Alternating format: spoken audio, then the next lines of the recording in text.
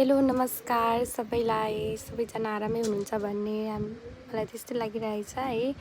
म चाहिँ आज मेरो फेसियल गर्दैछु। एकजना साथी हो उहाँ चाहिँ है।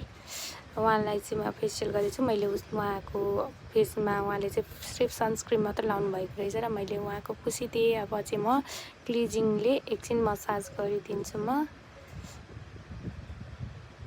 मसाज उहाँको फेरि गफ धेरै हुन्छ। उहाँ चाहिँ गफ गर्दैछु है म। अनि एकछिन गरिदिएँ मैले 4-5 मिनट जति। अनि उहाँको त्यो क्लिजिङ मैले पुसिदिएँ। अनि हजुरले सब्सक्राइब गर्नुभएको छैन भने प्लिज गरिदिनु होला है। अहिले चाहिँ स्क्रब लगाइदिँदैछु म। उहाँको स्क्रबले अब थोरै नरम हातले स्क्रबलाई चाहिँ हामीले रगड्नुपर्छ है, मसाज गर्नुपर्छ।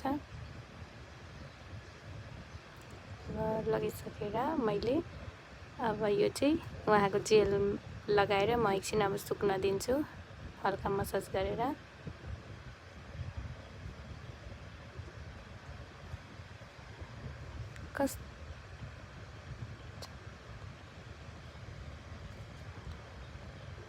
उहाँको मैले मसाज गरिदिँदैछु। मसाज क्रिम पनि अब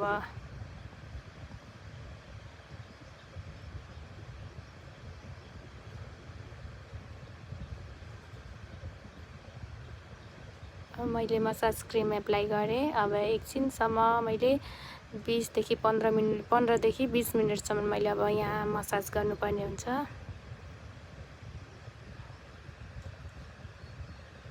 उहाँको चाहिँ यो वान टाइमको लागि मात्र रहेछ उहाँको यो क्रिम। उहाँले आफै लिएर आउनुभएको थियो। यो चाहिँ उहाँलाई मैले लगाउन हेल्प गरिदिएको र मैले प्याक लगाइदिएँ। 20-25 मिनटपछि हाम्रो ओइल आउन्जेलसम्म मसाज गर्नुपर्छ नि त। उहाँको मजाले आएर लिपहरूमा हेर्नु कस्तो मजाले टल्किरहेछ, यो गालाहरूमा, नोजमा। अनि मैले प्याक लगाइदिएँ। अब हामीले यो प्याक चाहिँ 15देखि 20 मिनटसम्म राख्नुपर्ने हुन्छ। अनि मैले चाहिँ उहाँको यो प्याक लगाइसकेपछि राखेँ एकछिन 20 मिनटसम्म। अनि त्यसपछि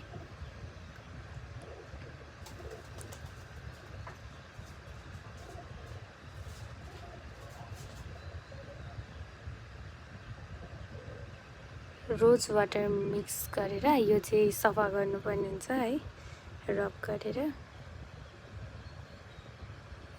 अब मैले यो चाहिँ 20देखि 25 मिनट सकेपछि मैले उहाँको रोज वाटरले चाहिँ पुस्दै र सनस्क्रिन लगाएर उहाँलाई यस्तो